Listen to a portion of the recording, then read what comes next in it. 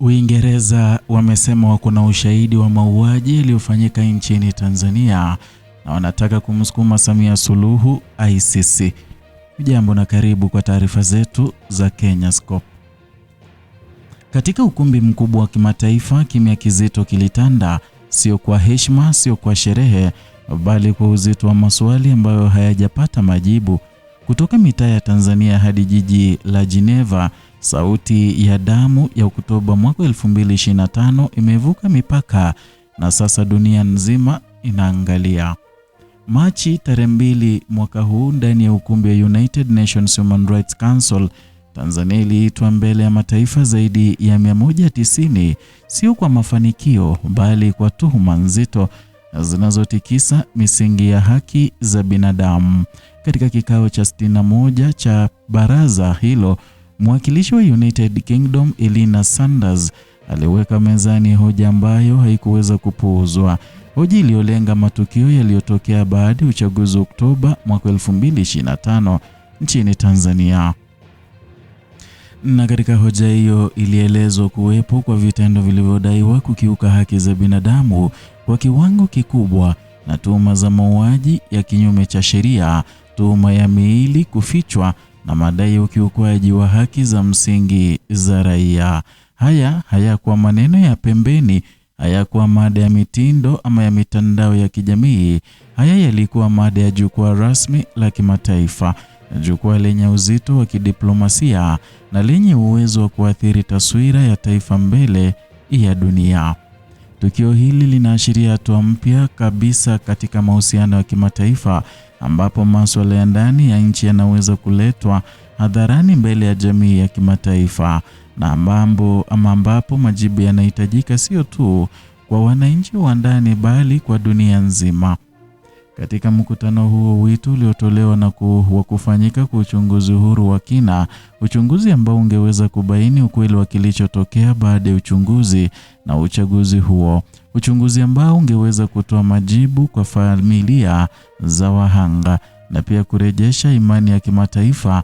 Lakini uzito wa tukio hili haupo tu kwenye utuma, upo pia kwenye namna ilivyowasilishwa.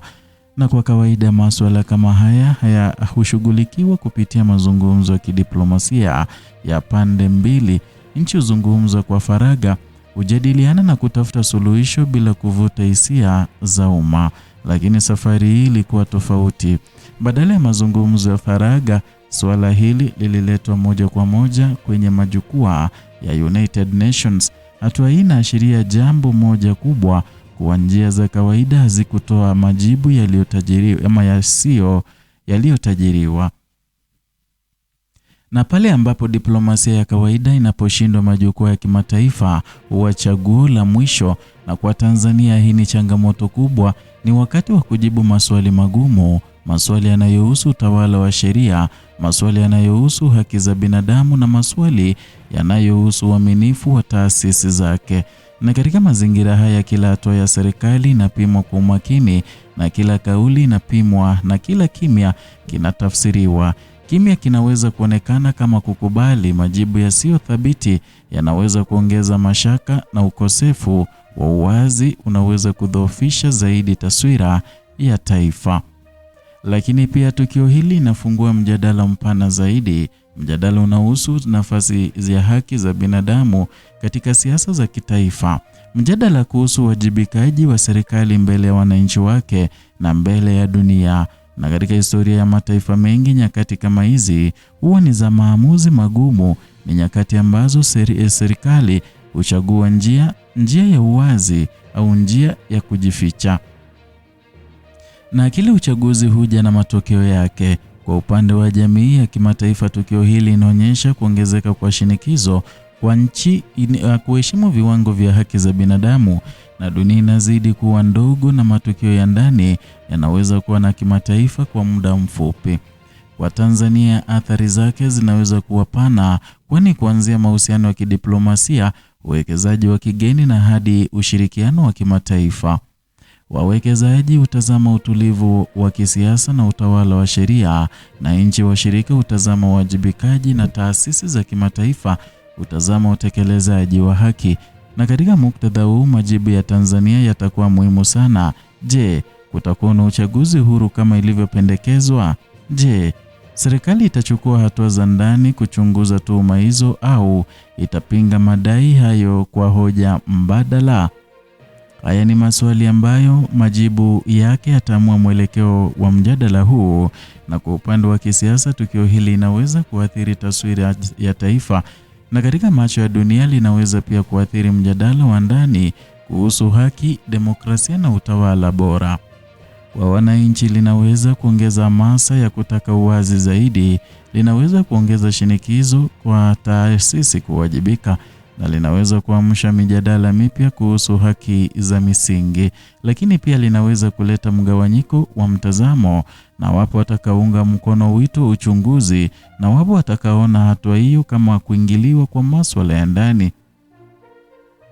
Hii ndiyo hali halisi ya siasa za kisasa, ambapo mipaka kati ya ndani na nje inazidi kufifia, na katika mwelekeo wa baadaye macho yote yanaelekezwa kwenye hatua zitakazofuata. Je, Tanzania itatoa majibu ya kina na ya kuridhisha? Je, uchunguzi huru utaanzishwa? Na je, jamii ya kimataifa itachukua hatua zaidi endapo majibu hayatatosha? Na katika jukwaa la United Nations Human Rights Council, mjadala huu hauishi siku moja. Ni mchakato unaoendelea na kila hatua hujengwa juu ya hatua iliyopita.